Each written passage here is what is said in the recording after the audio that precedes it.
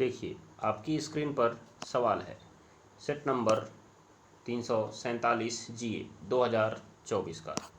सवाल है डी तथा एफ ब्लॉक के तत्व क्या हैं। तो आप देखिए डी ब्लॉक, चूँकि सारे ब्लॉक आपके सिलेबस से कट चुके हैं, केवल बचा है डी ब्लॉक और एफ ब्लॉक।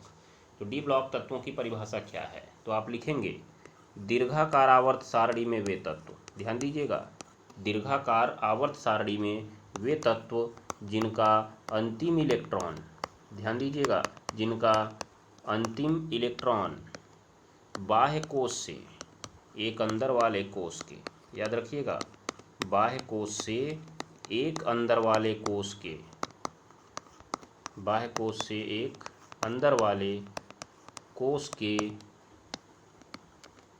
डी उपकोश, डी उपकोश में प्रवेश करता है, प्रवेश करता है, क्या कहलाते हैं, डी ब्लॉक के तत्व कहलाते हैं।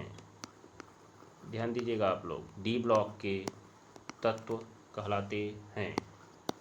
तो ये हो गया आपका डी ब्लॉक तत्वों की परिभाषा। डी ब्लॉक के तत्व कहलाते हैं। जैसे आप चाहिए तो उसमें कोई उदाहरण भी लिख सकते हैं। जैसे आप लिख दीजिएगा Fe26, कॉपर 29, Ag 47, जिंक 30 आदि। मतलब समझिए, जो परमाणु क्रमांक 21 से लेकर 30 तक के तत्व होते हैं वो आपके होते हैं डी ब्लॉक तत्व। ठीक है, ये बात को ध्यान में रखिएगा।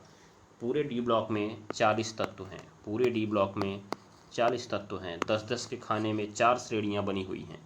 तो आपको 21 से लेकर 30 तक याद रखना है और उनमें से कोई भी उदाहरण लिख देना है।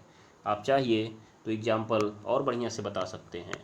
जैसे Fe लिख के 26 लिखिए, फिर ऑफ-बाउ नियम से इसका इलेक्ट्रॉनिक विन्यास लिख दीजिएगा 1s2 2s2 2p6 3s2 3p6 4s2 3d6। आखिरी इलेक्ट्रॉन पहुंचा डी उपकोश में, अतः यह डी ब्लॉक का तत्व है। यही आपको लिखना है उसमें, बस ऐसे ही आप लिखेंगे यह ब्लॉक के तत्व। तो यह ब्लॉक के तत्व क्या हैं, तो आप लिखेंगे दीर्घाकार आवर्त सारणी में वे तत्व, दीर्घाकार आवर्त सारणी में वे तत्व जिनका अंतिम इलेक्ट्रॉन, जिनका अंतिम इलेक्ट्रॉन बाह्य कोश से, बाह्य कोश से दो अंदर वाले कोश के,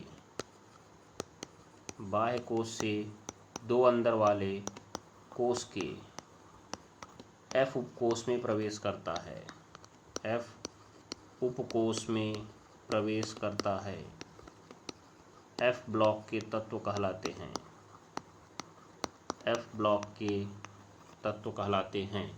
हो गया ना। दीर्घाकार आवर्त सारणी में एफ ब्लॉक तत्वों की 2 श्रेणियां हैं। पहला लैंथेनाइड, जो कि है परमाणु क्रमांक 58 से लेकर 71 तक। उसके बाद दूसरा एक्टिनाइड, एक्टिनाइड जो कि है परमाणु क्रमांक 90 से लेकर 103 तक, परमाणु क्रमांक 90 से लेकर 103 तक। ये बात को याद रखिएगा, इतना आप लिख के छोड़ दीजिए। इसमें आपको इलेक्ट्रॉनिक विन्यास लिखने की ज़रूरत नहीं है क्योंकि काफ़ी बड़े होते हैं। दोनों में टोटल 14 तत्व होते हैं। इस प्रकार यह ब्लॉक में कुल 28 तत्व होते हैं, याद रखिएगा।